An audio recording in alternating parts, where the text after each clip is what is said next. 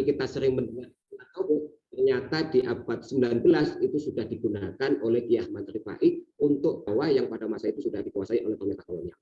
Jadi siapa yang dituju dengan istilah tohut itu beda. Nah, bagaimana diceritakan aktivitasnya Hasan Maulani di tanah pengasingan, termasuk ngajar ngaji, aktivitas ibadah, dan kemudian juga menceritakan dia mulai mengajar agama di tanah pengasingan dan menceritakan juga wasiat. Nah, kalau tadi saya mengatakan mengapa surat-surat yang ditulis oleh surat itu secara tidak langsung merupakan wacana oleh pemerintah kolonial. Misalnya, kalau surat Kiai Rifai saya katakan sebagai wacana tudingan. Karena apa? Kiai Rifai itu mengganggu ketertiban umum. Nah, wacana sesat, penilaian sesat.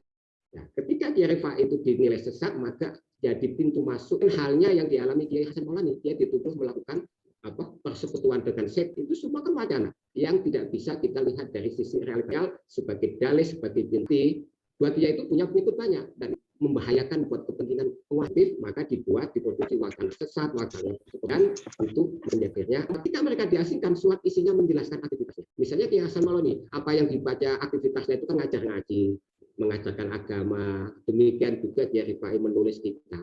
Itu kan secara tidak langsung menunjukkan bahwa penilaian sesat yang diambil oleh pemerintah kolonial itu tidak tepat, tidak terbukti.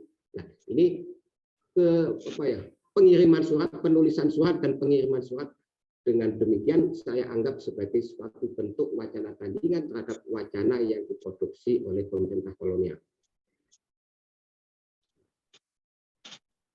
Jadi keberadaan surat-surat dari tanah pengasingan merupakan bentuk produksi pengetahuan oleh kiai yang diasingkan sebagai tandingan terhadap wacana yang diproduksi oleh pemerintah kolonial. Surat Kiai Ahmad Rifai sebagai tandingan terhadap wacana senat, wacana sesat, dan wacana pengganggu ketertiban umum yang diproduksi oleh pemerintah kolonial. Demikian juga surat Kiai Hasan Maulani merupakan wacana tandingan terhadap wacana sesat, wacana pengajar ilmu setan yang diproduksi oleh pemerintah kolonial. Nah, masa orang misalnya mengajar ngaji, mimpin jamaah, baca dalail dan seterusnya, masa itu dianggap sesat? Nah, surat semacam itu merupakan tandingan terhadap wacana sesat yang diproduksi oleh pemerintah kolonial yang tadi saya kemukakan. Berikutnya, mulai yang satu di mana Ambon, yang satu di Tondano. Nah, mulai dari menulisnya dalam bahasa Jawa dengan aksara pekon, kemudian dititipkan pada orang dari Jawa dan Kuningan. Kalau kita kembali pada awal bahwa kepentingan putus kontak antar kiai atau pejuang yang diasingkan dengan pengikutnya, bisa dikatakan pengiriman surat itu membuktikan bahwa tujuan pengasingan yang memutus kontak bisa dikatakan gagal. Karena apa? Terbukti tetap terjalin komunikasi antara kiai yang diasingkan dengan pengikutnya yang di Jawa dan di Kuningan.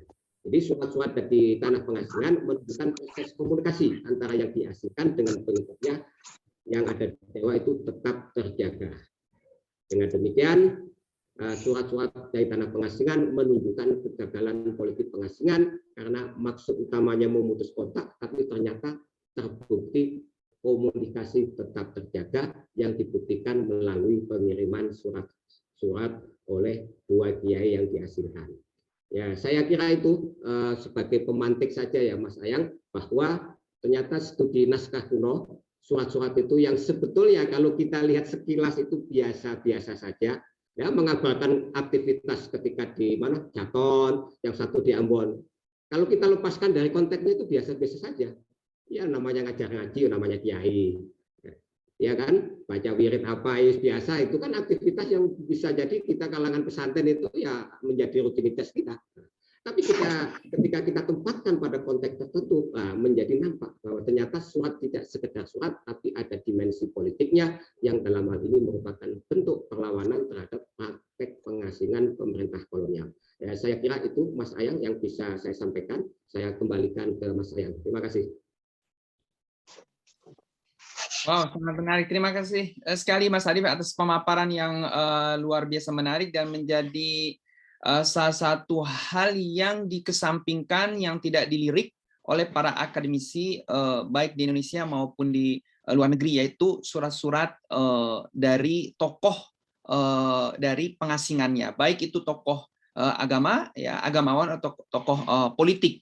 Ya, tapi kalau di luar negeri kajian-kajian atas surat atau benda-benda arsip, naskah, manuskrip dari tokoh-tokoh yang diasingkan karena perlawanan politik gaji di Indonesia kurang dilihat. Ya, Mas Nida ini mengisi kekosongan kajian yang masih sedikit ini. Nah, Mas Adib ini menarik sekali ya. Tapi sebelum saya bertanya, ada beberapa pertanyaan.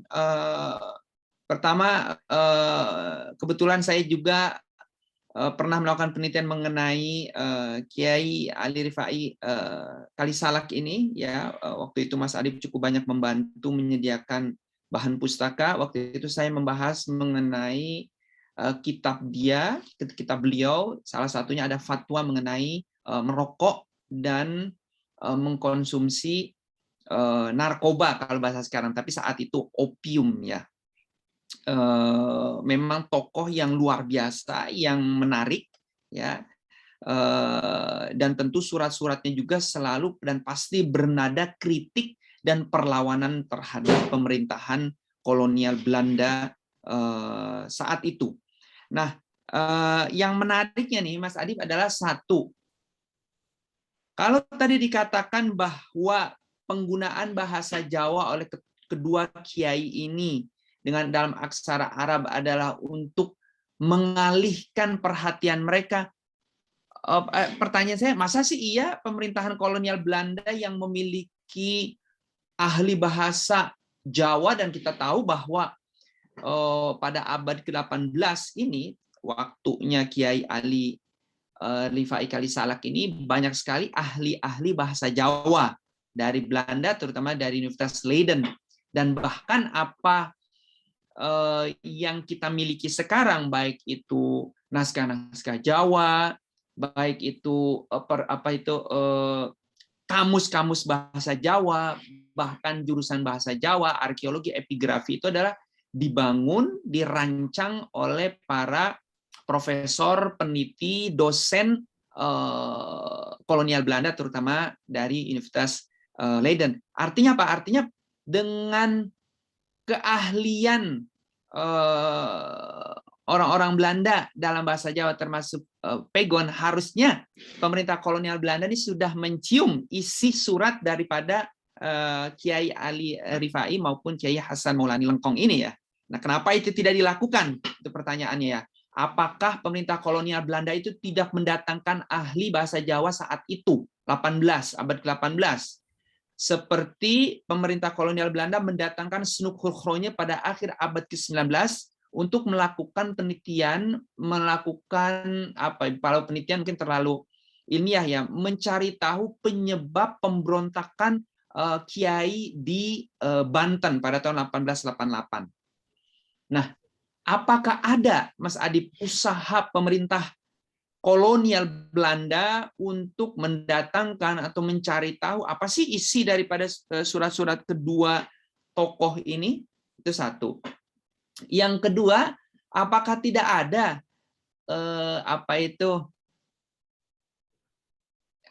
disortir, di screening, sebelum dikirim dilihat dulu nih isinya apa gitu loh. Kayak dulu masa Orde Baru ya, para tahanan penjara Orde Baru itu ketika mengirim surat-surat itu kan selalu diperiksa dulu apa isinya gitu ya. Apakah tidak ada? Yang ketiga, pengiriman surat dari tanah pengasingan ini dilakukan dengan apa? Apakah melalui murid-muridnya? Kalau melalui murid-muridnya tidak, apakah tidak ada pemeriksaan? Kalau melalui pemerintah atau kantor pos atau fasilitas pemerintah kolonial Belanda, apakah juga tidak ada pemeriksaan? Gitu? It's like a nigger here in Old Nicks. I hate fucking niggers. Niggers suck. They're all poor like Obama. Fuck Marshall Obama. Mbak Tia mungkin dimatikan semuanya ya, kecuali Mas Adib ya, dimatikan saja, di kick. Dengan apa? Kalau sekarang mungkin ada media sosial ya Mas Adib, ada Facebook, ada WhatsApp, ada Twitter. Ini kalau zaman itu udah ada, ini udah perlawanannya luar biasa ternyata. Nah, waktu itu bagaimana alat saling mengirim surat ini, berbalas antara Kiai Hasan Maulani dengan Kiai Ali Rifai Kalisalak ini? dengan keluarga dan para pengikutnya, dengan burung merpatikah seperti di Eropa, dengan fasilitas pemerintah kolonial Belanda? Kalau iya, kok tidak ada pemeriksaan terhadap surat atau isi-isinya gitu loh ya. Yang jelas-jelas, terutama Kiai Ali Rifai Kalisalak yang saya sedikit tahu masih terus melakukan kebencian terhadap pemerintah kolonial Belanda, atau membangun gairah perlawanan terhadap pemerintah kolonial Belanda. Kenapa surat itu tidak dibakar, ya diambil, dibakar kemudian agar tidak sampai ke keluarganya. Mungkin itu sementara Mas Adib tanggapan dan pertanyaan saya sebelum saya serahkan ke para peserta yang hadir di Temu Bual Daring kali ini. Silakan Mas Adib. Baik, terima kasih. Ini pertanyaan yang menarik ya. Mengapa surat-surat Kiai Rifai dan surat-surat Kiai Hasan Maulani itu ditulis dalam bahasa Jawa dengan aksara Pegon? Tadi saya menjelaskan itu bagian dari strategi dua Kiai itu untuk menghadapi sensor pemerintah. Penting kita ketahui bahwa orang-orang yang diasingkan di tanah pengasingan itu tidak bisa mengirimkan surat ke keluarganya atau ke pengikutnya. Jadi di sana itu juga ada petugas dari pemerintah kolonial yang mengawasi aktivitas para kiai atau pejuang yang diasingkan. Nah, ini yang menarik adalah pengakuan dari Kiai Hasan Maulani sendiri. Mengapa dia menulis dalam bahasa Jawa sampai Pegon? Karena apa? Pemerintah kolonial itu mewajibkan semua komunikasi tulis itu harus menggunakan aksara Latin. Nah, dari sini kita bisa memahami mengapa memilih menggunakan Pegon antara lain untuk menghindari sensor itu. Boleh jadi petugas-petugas yang ada di daerah-daerah pengasingan itu yang ditugaskan untuk mengawasi itu tidak mengerti bahasa Jawa, tidak mengerti aksara Pegon, taunya Latin. Ya tentu kita percaya pemerintah kolonial pasti sudah punya tim ahli lah, apalagi pada masa itu ada Javanologi yang memang mengerti bahasa Jawa. Tapi kan yang ada di daerah pengasingan, nah, karena kebijakannya itu Latin, maka dilakukan menulis surat dengan cara menulis dalam bahasa Jawa dengan aksara Pegon dan dengan cara dititipkan pada orang-orang tertentu yang dipercaya bisa membawa surat sampai ke Jawa. Nah, dari suratnya Kiai Hasan Ahmad Rifai yang dititipi surat itu tidak lain adalah menantunya sendiri, namanya Kiai Mafruk. Nah, menurut cerita dari Jamaah Rifaiyah waktu saya riset, itu Kiai Mafruk itu menantu dan pengikut Rifaiyah dan sekaligus menantunya, memang dia itu punya aktivitas dagang itu sampai luar Jawa. Nah, dari situlah kemudian, ya entah caranya saya juga nggak bisa menjelaskan, nggak tahu persis juga, tapi melalui orang-orang yang punya aktivitas dagang sampai luar Jawa itu surat bisa dititipkan sehingga bisa sampai ke Jawa. Nah, termasuk Kiai Hasan Maulani juga dititipkan pada orang tertentu yang beliau percaya sehingga bisa sampai ke Kuningan. Jadi bahwa pada masa itu di daerah pengasingan itu pengawasan sangat ketat, ada kebijakan harus komunikasi tulisannya harus Latin, nah kemudian menggunakan surat berbahasa Jawa dengan aksara Pegon dan terbukti berhasil sampai terkirim ke Jawa dan Kuningan. Nah, saya kira itu Mas Ayang, ya tentu penelitian lebih jauh memang perlu dilakukan lagi ya terkait bagaimana ya cara pejuang tertentu itu menyiasati peraturan atau pengawasan yang sangat ketat. Tapi dari dua kasus ini, dua-duanya melalui kurir yang dia percaya dan kurirnya itu merupakan orang yang punya aktivitas dagang. Ya boleh jadi entah sambil berdagang atau apa, nah tiba-tiba ya dengan cara apalah akhirnya bisa dititipkan surat dan bisa terkirim ke Kuningan dan ke Jawa. Saya kira itu Mas Ayang. Terima kasih banyak Mas Adib. Sekarang saya buka waktu untuk bertanya dari teman-teman sekalian. Tadi saya lihat ada Pak Atung mengangkat tangan. Silakan Pak Atung.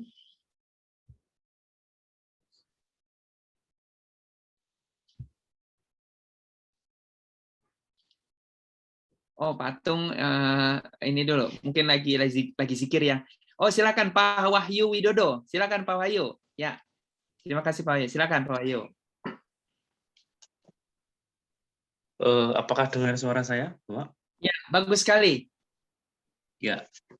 Terima kasih. Saya Wahyu Widodo. Saya ini sekarang di Leiden, Belanda. Dan saya senang sekali dengan diskusi ini. Tadi saya melihat di WhatsApp terus kuat. Akhirnya saya gabung. saya tidak kenal dengan siapapun yang hadir di situ, tapi saya memiliki beberapa pertanyaan yang serupa yang disampaikan oleh Bapak moderator. Saat ini saya juga meneliti tentang naskah-naskah Mas Malang Yudo yang dibuang oleh Belanda di Manado pada abad 19, dan juga Mas Malang Yudo ini juga disebut di disertasinya Drewes, Dri Javanese Khuru. Di sana ada Hasan Maulani van Lengkong, ada Mas Malang Yudo dari Rajawana, dan terakhir ada Yai Nur Hakim dari Pasir Wetan. Yang menurut saya perlu menjadi perhatian adalah pada masa kolonial, pada abad 19 di situ, pembuangan-pembuangan yang terjadi di masa kolonial itu tidak terlepas dari konteks sosial politik, dan di sana ada banyak dokumen. Kalau Bapak pembicara tadi mau mencari di Den Haag, saya rasa banyak sekali arsip-arsip tentang apakah Hasan Maulani dari Lengkong itu, apakah tuduhan-tuduhan yang dilakukan Belanda terhadap Hasan Maulani dari Lengkong. Karena mengacu dari apa yang saya studi di sini, verbal proses atau interogasi terhadap Mas Malang Yudo itu terdokumentasikan rapi di arsip Den Haag. Yang kedua, saya senang dengan pertanyaan Bapak moderator tadi, bahwa pada masa itu Van den Berg, seorang peneliti Islam dan Naqsabandiyah, juga berada di sana, dan beliau juga mengkaji sebuah kitab Jamil Usul fil Aulia yang disita oleh kolonial Belanda di Semarang. Artinya, pemerintah kolonial Belanda pada waktu itu membekali dirinya dengan perangkat-perangkat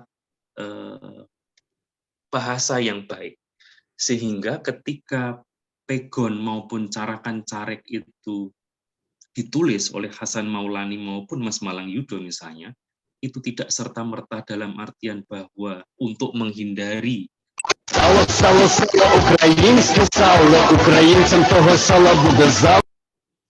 untuk menghindari pengawasan kolonial. Tetapi yang menarik pada masa itu adalah pemerintah kolonial Belanda memiliki kecenderungan untuk mencurigai semua isi naskah manuskrip tulis tangan atau kitab yang dimiliki oleh pribumi. Itu ada kecenderungan pada abad 19. Pertanyaan saya adalah,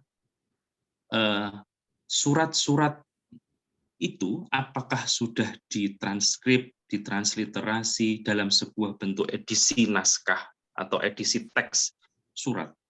Karena setiap surat memiliki konteks, memiliki tujuan, memiliki pilihan-pilihan kata yang mungkin di sana bisa kita tengarai untuk melihat apakah maksud pengiriman dan situasi dan konteks dari segi sosial historisnya. Terima kasih, seperti itu.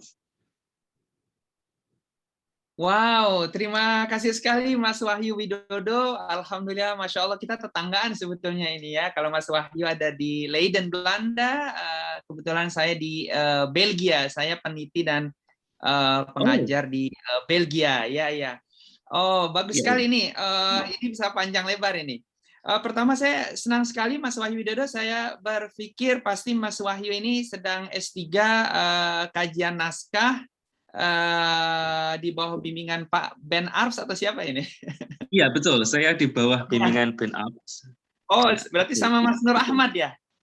Iya, saya sama Mas Nur Ahmad, tapi beda apa? Beda.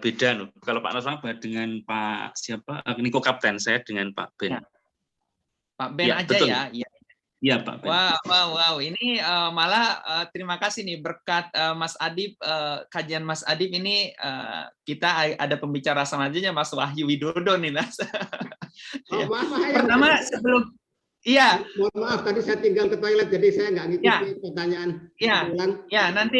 Nanti saya kasih Mas Adib. Sebelum saya kasih pertanyaan ke Mas Adib, saya komentar sedikit dulu Mas Adib ya. Oh, silakan. Pertama, saya setuju dengan apa yang dijelaskan oleh Mas Wahyu, bahwa mudah-mudahan Mas Adib ada waktu dapat beasiswa untuk datang. Beasiswa itu artinya yang 1, 2, 3 bulan dari Kementerian Agama untuk datang ke Belanda untuk mengkaji lebih jauh surat-surat, terutama keahlian Mas Adib ini adalah Kiai Rifai Kalisalak. Ya, betul sekali bahwa surat-surat, terutama surat-surat selama proses pengadilan, bukan saja Hasan Maulani, tapi juga Kiai Ali Rifai Kalisalak ini lengkap. Ada di Belanda, ada di Den Haag, yang pasti di Den Haag. Nah, mudah-mudahan Mas Adib ada waktu untuk mengkaji lebih dalam mengenai surat-surat, terutama proses persidangan Kiai Ali Rifai Kalisalak ini. Jadi tadi ada masukan dari Mas Wahyu Widodo agar Mas Adib mudah-mudahan punya waktu dan ada rezeki untuk datang ke Belanda untuk melakukan kajian. Amin. Mudah-mudahan itu kan ada program 1, 2, 3 bulan dari Kemenak, mudah-mudahan Mas Adib dapat ya. Nah, pertanyaannya dari Mas Wahyu Widodo ini agak teknis, apakah surat-surat dari Kiai Ali Rifai Kalisalak dari tanah pengasingan, seluruh surat-suratnya itu sudah dikaji seluruhnya? Apakah juga sudah dialih aksarakan dari aksara Arab ke Latin, lalu dari Latin Jawa diterjemahkan ke dalam bahasa Indonesia atau Inggris atau manapun ya? Apakah sudah ada dikaji secara mendalam semua surat-suratnya untuk Kiai Ali Rifai Kalisalak maupun Kiai Hasan Maulani? Itu pertanyaan pertama. Yang kedua, mengapa ini penting menurut Mas Wahyu? Karena setiap surat ada konteksnya. Demikian Mas Adib, monggo. Baik, terima kasih. Ya, pertama ini menyangkut harapan Mas Wahyu Widodo ke saya bisa ke Legend. Tentu ini harapan yang semoga terkabul. Amin. Bisa jadi nanti wasilahnya Mas Ayang ini. Amin.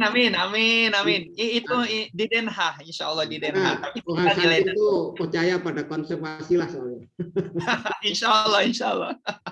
Baik, kalau menyangkut pertanyaan apakah surat-surat Rifai dan Hasan Maulani itu sudah dikaji semuanya dan sudah ditransliterasi, ya untuk surat Rifai yang saya temukan baru 1. Dan perlu saya sampaikan juga bahwa surat yang saya teliti, saya kaji itu, termasuk yang saya gunakan sebagai bahan presentasi pada sore hari ini itu 1 bundel dengan naskah Nadham Tarekat karya Rifai yang tersimpan di perpustakaan Legend. Jadi setahu saya pertama kali mengkaji surat yang ini. Saya nggak tahu apakah nanti surat-surat Rifai yang lain itu ada seperti apa, saya belum tahu. Hanya kalau untuk surat-suratnya Kiai Hasan Maulani itu sudah dikaji sama Nida Fadlan dan itu sudah jadi tesis. Termasuk yang saya gunakan sebagai bahan presentasi antara lain itu saya ambil dari hasil kajiannya Nida Fadlan. Nah, saya kira itu jawaban singkat atas pertanyaan kedua dari Mas Wahyu. Iya, melanjutkan saran Mas Wahyu ke Mas Adib, ini menarik. Apalagi tadi Mas Adib katakan mungkin baru Mas Adib yang melakukan kajian surat-surat dari tanah pengasingan Kiai Ali Rifai Kalisalak. Dan itu pun ditemukan di dalam bundel naskah nazom kitab yang ditulis oleh Kiai Ali Rifai Kalisalak saat Mas Adib menulis disertasi doktor. Nah, ini menurut saya adalah pintu masuk yang sangat bagus untuk melanjutkan kajian surat-surat Kiai Ali Rifai Kalisalak dari tanah pengasingan. Saya tidak tahu, tetapi saya kok punya keyakinan. Namanya punya keyakinan berarti pribadi. Saya punya keyakinan surat Kiai Ali Rifai Kalisalak ini tidak 1, pastilah banyak dan mungkin tersebar di berbagai tempat. Nah, sekali lagi ini harapan saya mungkin Mas Wahyu Widodo agar Mas Adib melanjutkan pencaharian surat-surat Kiai Ali Rifai Kalisalak. Mudah-mudahan dapat dana hibah bantuan penelitian dari UIN atau dari UNAG ya, baik untuk mencarinya di Indonesia, di Perpusnas, di berbagai pusat-pusat naskah di Indonesia dan terutama tentu yang pastinya di Belanda ya. Baik, ya ini ya Mas Atung hadir. Silakan Kang Atung. Ini ada tadi beliau mau tanya. Terima kasih Mas Wahyu ya. Silakan Mas Atung.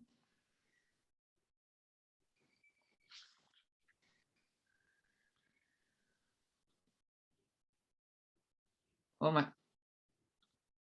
masih zikir kali ya?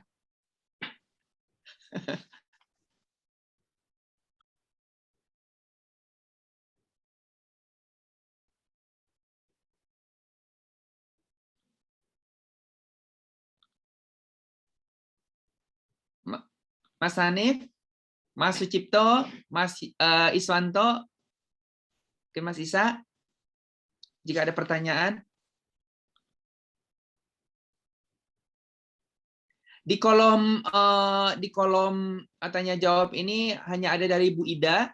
Oh, kalau Bu Ida ini jual buku bagi yang jika ada berminat dengan buku bertema surat-surat Kiai Ahmad Arif Haikal Salak dan Kiai Hasan Maulani bisa ke tautan berikut ini. Oh, ini saya nggak tahu ini apa ini buku atau apa? Atau kajian. Nah itu Mas Atung sudah muncul lagi. Oh, silakan Mas Atung.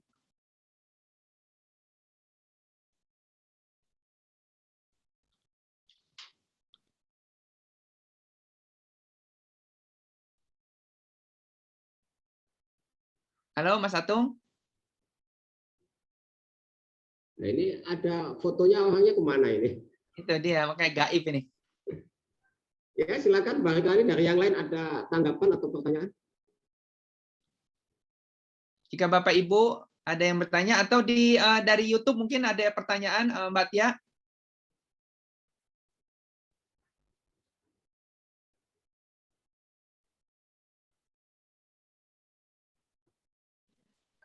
Oh ya, Mas Adib, melanjutkan tadi yang menjadi perhatian Mas Wahyu dan juga saya juga jadi tertarik adalah apa sih kesulitan yang Mas Adib temui untuk melakukan penelitian surat-surat ini?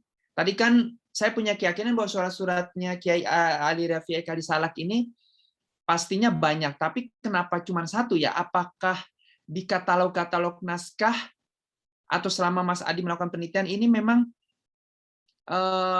hanya satu atau sebetulnya kemungkinan masih ada kalau kita ingin terus mengejarnya? Oh baik, kalau soal kemungkinan surat-surat Kiai Rifai itu lebih dari satu, saya percaya. Nah, tapi perlu saya sampaikan juga bahwa surat yang saya teliti, kemudian saya tulis jadi artikel dan kemudian saya presentasikan pada hari ini, itu sebetulnya bukan berangkat dari penelitian saya untuk meneliti suatu, bukan. Tapi waktu itu saya penelitian untuk disertasi, yang saya teliti kan naskah Nazam Tarekat bukunya.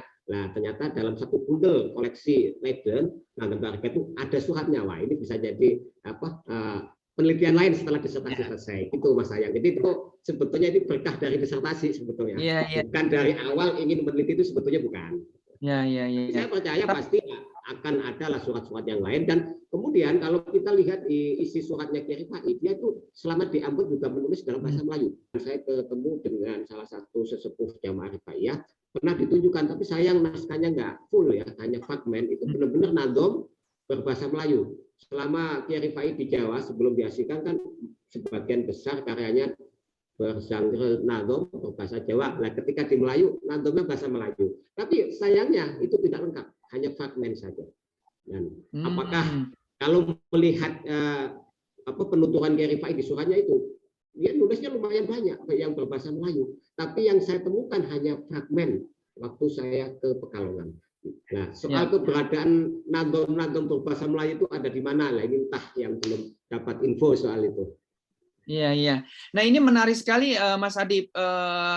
Kita punya keyakinan bahwa surat-surat Kiai Ali Rifai Haikal Salak ini mestinya banyak, cuman kita tidak tahu di mana. Ini betul-betul menjadi ladang baru dalam penelitian. Artinya siapapun, bisa Mas Adib, saya atau siapapun yang akan mendengar menyimak kajian pembicaraan kita kali ini, bisa melakukan penelitian lebih dalam. Ini mengingatkan saya saat meneliti mengenai fatwa Kiai Rifai Khalil Salak ini mengenai merokok dan opium, bahwa Kiai Rifai Khalil Salak ini telah menulis nazom itu banyak. Nah,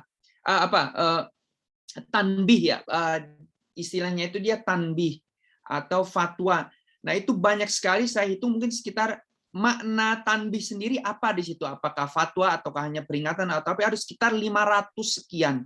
Nah, di mana semua fatwa atau tanbihnya atau langgam nasihat yang berisi fatwa hukum Islam ini berada?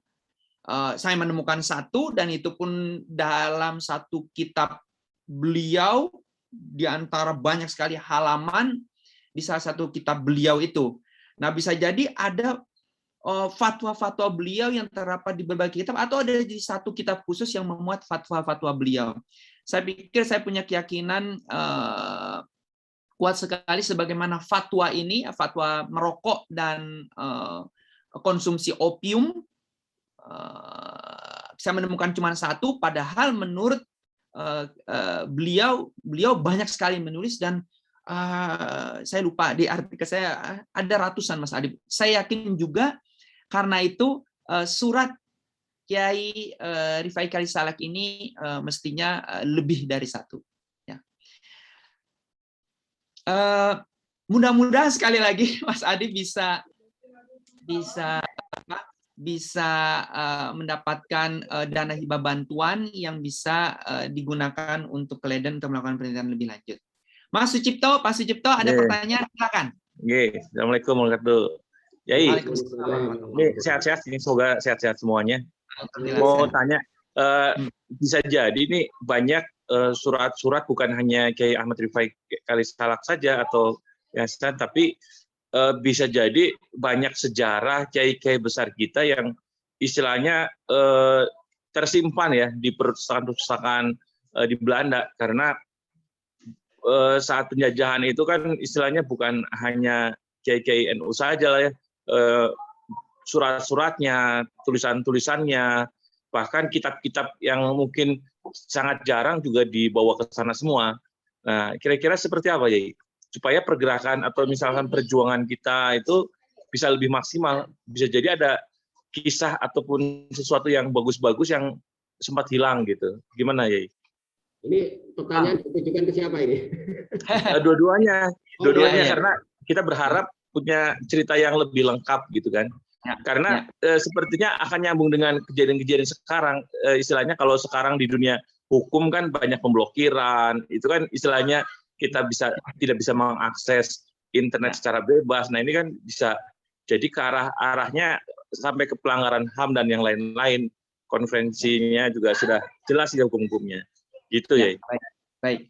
Wow, terima kasih sekali atas pertanyaan yang bagus ini, dan harapan Pak Sucipto baik ke kami maupun ke Mas Adib mengenai perampasan atau pengambil alihan seluruh naskah manuskrip kekayaan Indonesia ke Belanda. Sebelum saya menjawab, silakan Mas Adib dulu. Silakan Mas Adib.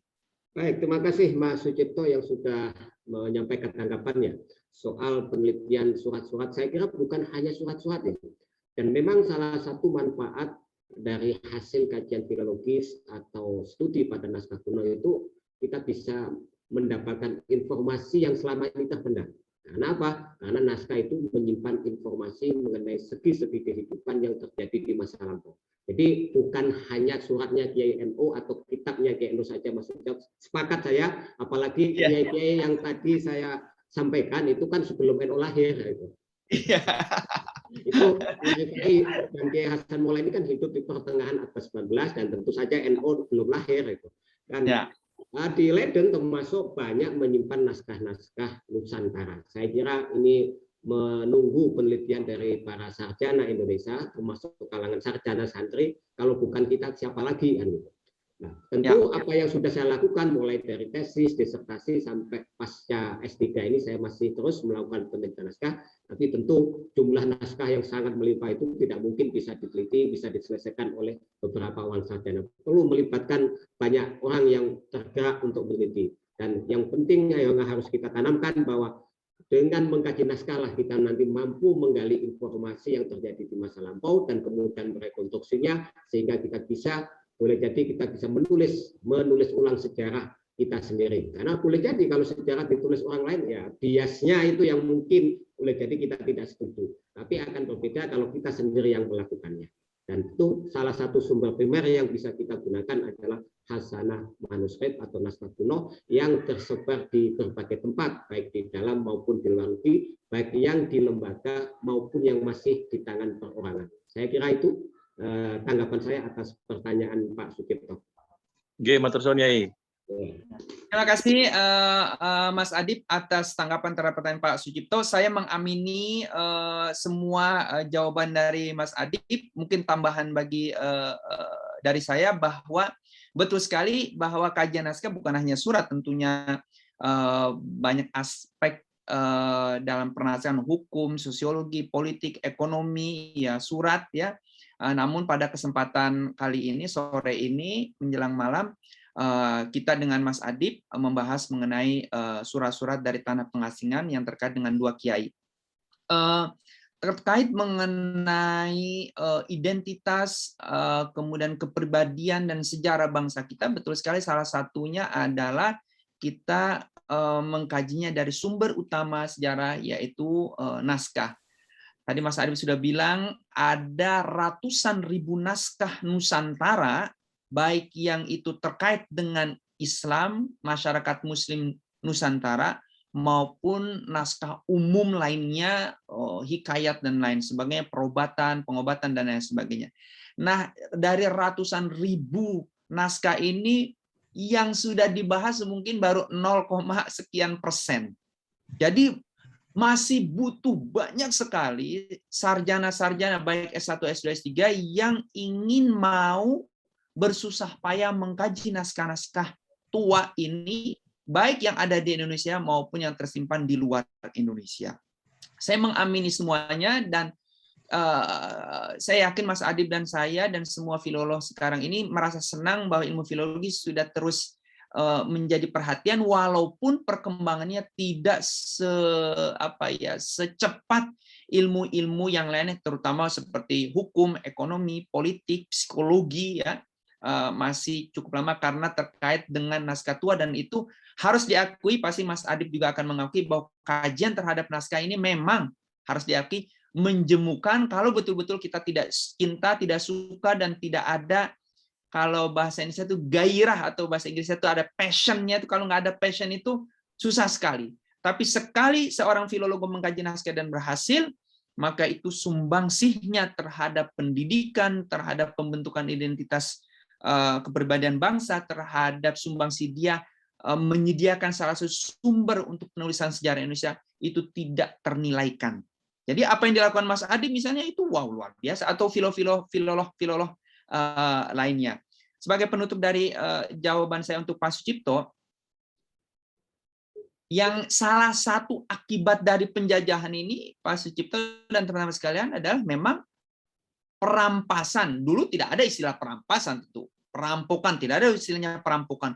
Mengambil seluruh kekayaan negara, atau dulu belum ada negara, bangsa atau daerah yang dijajah itu diangkut ke negara asal.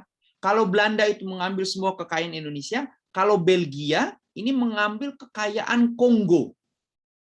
Nah, sekarang ini ada tuntutan dari rakyat dan pemerintah Kongo untuk kepada Belgia untuk mengembalikan seluruh kekayaan kebudayaan material maupun non material Kongo. Sekarang naskah, patung, baru 1 bulan yang lalu Belgia memutuskan untuk mengembalikan gigi, 1 gigi Patrick Lumumba. Patrick Lumumba itu semacam Soekarno-nya Kongo lah. Gigi cuma 1, bayangkan. Itu diarak besar-besaran di Bruksel. Diterbangkan khusus dari Bruksel ke Kongo dengan upacara kenegaraan. Bayangkan, 1 gigi, cuma beberapa gigi. Kenapa? Karena oleh pemerintah kolonial Belgia, Patrik Lumumba Soekarno Indonesia ini dibunuh, dibakar, nggak ada tersisa. Jadi cuma gigi aja yang tersisa. Artinya memang sekarang ada tuntutan-tuntutan luar biasa dari negara-negara yang dulu terjajah kepada negara penjajah untuk mengembalikan barang-barang. Nah, salah satu rampasan, misalnya ini salah satu kajian saya, yaitu naskah-naskah dari Banten. Itu dirampas oleh pemerintah Belanda, termasuk yang saya kaji Undang-Undang Banten, catatan-catatan Kiai Pekti Najamuddin Banten, itu hasil rampasan pemerintah kolonial Belanda terhadap satu syekh atau ustadz atau kiai yang dianggap telah melakukan perbuatan zindik, gitu Mas Adib. Jadi dirampas ada sekitar 8, menurut catatannya Jan Witkam itu sekitar 60-70 ya, 80-an lah ya, dirampas. Tapi menurut versi saya itu pemberian Regen Banten saat itu, Regen Serang saat itu kepada Sunukurkhronya. Ya, dari mana Regen Serang saat itu bapaknya Husain Jadiningrat itu dapat? Ya, dia minta pasti ke masyarakat untuk mengumpulkan naskah. Seperti sekarang aja, kumpulkan naskah, kemudian dikasih ke sekarang kalau dulu pemerintah Belanda, sekarang pemberi funding ya. Nah, pemberi funding itu juga harus hati-hati. Artinya kalau sekarang bisa adil lah ya, ada pemberi funding dari Eropa untuk melakukan penelitian naskah di Indonesia, itu masih ada hak-hak Indonesia dan hak-hak peneliti Indonesia. Kalau zaman dulu kan tidak ada ya. Intinya bahwa betul sekali naskah kita banyak sekali, ratusan ribu di Belanda, tetapi menurut saya kita sebagai orang Indonesia jangan sakit hati. Biarkan naskah kita di sana, sebab kalau dikembalikan ke Indonesia, pertanyaannya, mampukah kita menjaga naskah-naskah itu? Merawat, menjaga naskah itu biayanya luar biasa, muahalnya luar biasa. Muahalnya luar biasa. Mampukah kita? Kedua, dari biaya, mampukah kita membayar? Ketiga, ahli kita. Ini perpustakaan tertua, salah satu tertua di dunia, perpustakaan Trinity College di Dublin, yang memuat ratusan ribu naskah tua, bahkan ada naskah yang usianya itu kalau 1000 tahun yang lalu itu masih ada yang naskah 3000 atau berapa ribu tahun yang lalu itu masih dijaga. Nah, kita bisa gak jaga kayak mereka? Mereka saja itu butuh dana, waduh, menggelontorkan dana berapa? Mereka lagi melakukan renovasi perpustakaannya, ini akan dipindahkan ratusan ribu naskah tua ini yang usianya 500.000 tahun itu susahnya minta ampun. Kita ini, negara kita ini mampu gak? Kalau saya pribadi, biarkan naskah-naskah kita di Belanda, dijaga di sana. Nah, apa yang bisa kita lakukan? Proses katalogisasi naskah, yaitu digitalisasi naskah. Digitalkan saja, sebab kita nggak mampu nanti untuk menjaga ratusan ribu naskah itu. Digitalkan dan diberikan akses penuhnya bagi siapapun yang mau meneliti naskah-naskah kita, dan kalau mau melihat naskah fisiknya baru ke Belanda. Kecuali pemerintah kita mampu menggelontorkan dana triliunan rupiah untuk menjaga naskah-naskah kita. Itu dari saya. Mungkin Mas Adib ada kalimat penutup untuk kesempatan. Oh, ini. Ada pertanyaannya nih dari terakhir ini dari Pak Atung, Mas Adib. Ini pertanyaan terakhir selanjutnya ya. Mohon maaf belum bisa on kamera dan unmute. Izin bertanya menarik tentang karaoke. Tadi disebut ada dalam bahasa Jawa dan Melayu. Pertanyaan saya, apakah dalam menyusunnya itu beliau mengikuti metrum Jawa, arud Arab, atau justru menciptakan sendiri? Kedua, apakah karya nazm beliau satu dengan lainnya, metrumnya juga sama atau berbeda? Terima kasih. Baik, ini pertanyaan menyangkut segi-segi puitika yang digunakan oleh Kiai Ahmad Ar-Rifai dalam menulis nazm berbahasa Jawa. Kemudian juga ada pertanyaan terkait dengan nazm Melayunya. Ya, tadi sudah saya sampaikan bahwa untuk karya Kiai Ahmad Rifai yang berbahasa Melayu dan ditulis dalam bentuk nazm, Waktu itu saya menemukannya ada di Pekalongan dan itu fragmen. Jadi karena fragmen hanya beberapa lembar, saya tidak ambil, tidak sampai mencermati lebih jauh. Nah, menyangkut pertanyaan soal metrumnya, ini yang pengalaman saya dalam meneliti Nadhom Tarekat. Jadi Kiai Ahmad Rifai itu saya menemukan ada dua konsep kunci dalam menulis Nadhom berbahasa Jawa, yaitu konsep rohah dan konsep rohob. Rohah itu berarti menyenangkan, membuat hati nyaman. Nah, kalau rohob itu menyenangkan. Nah, implikasinya secara politik ketika Kiai Ahmad Rifai menulis Nadhom, itu dia tidak mau terjebak pada pakem-pakem yang ketat mengenai metro. Yang dia jaga betul itu dari segi kofiahnya, rima akhirnya. Nah, rima akhirnya pengamatan saya itu menggunakan rima murabba. Jadi 4 kata itu selalu berakhir pada kata rima yang sama, a, b, dan seterusnya. Nah, tapi secara keseluruhan saya bisa menyimpulkan bahwa Kiai Ahmad Rifai ketika dalam menulis Nadhom berbahasa Jawa itu tidak full mengikuti pakem Nadhom Arab, juga tidak full mengikuti pakem syair Melayu. Dia punya kaidah sendiri yang tadi saya sebut bahwa dasarnya adalah rohob dan rohah. Nah, untuk bisa membuat orang menjadi nyaman tidak perlu ada ketentuan yang ketat mengenai sistem metronya, hanya dia sampai pada kofiahnya saja. Ini yang menarik, kofiahnya itu sangat konsisten. Bahkan ketika Kiai Ahmad Rifai itu mengutip aqwalul ulama atau mengutip ayat Quran hadis, itu tetap bisa menjaga rima akhir dengan bait-bait sebelumnya yang menggunakan kosakata berbahasa Jawa. Bahkan ada 1-2 kata yang boleh jadi itu tidak konsisten. Kalau kita pertahankan kutipan ayat Qur'annya itu menjadi tidak konsisten, dia bisa mencari solusinya dengan cara menggunakan bentuk penafsiran dalam bahasa Jawa. Sehingga rima akhirnya menjadi tetap konsisten murabba itu.